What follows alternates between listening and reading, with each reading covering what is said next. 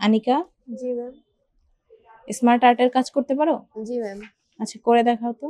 ফার্স্টে আমাদের ইনসার্টে যেতে হবে, তারপরে ওখান থেকে স্মার্ট আর্টে ক্লিক করতে হবে, তারপরে এখান থেকে যে কোনো একটা শেপ নিয়ে নিব, ওকে দিব, তারপরে এখানে পিকচার অ্যাড করব,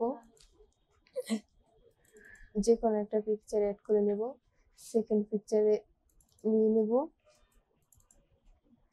থার্ড পিকচার নিয়ে নেব,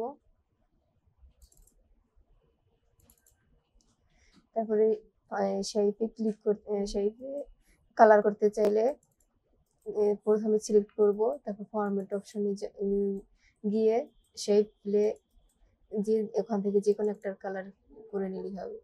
আবার সেকেন্ড শেপ কালার করতে চাইলে শেপ সিলেক্ট করে ফরম্যাটে গিয়ে শেপ প্লে ওখান থেকে একটা কালার করে নেব। এবার থার্ড শেপ কালার করতে চাইলে শেপ সিলেক্ট করে নেব, ফরম্যাটে গিয়ে শেপ প্লে গিয়ে ওখান থেকে একটা কালার করে নেব।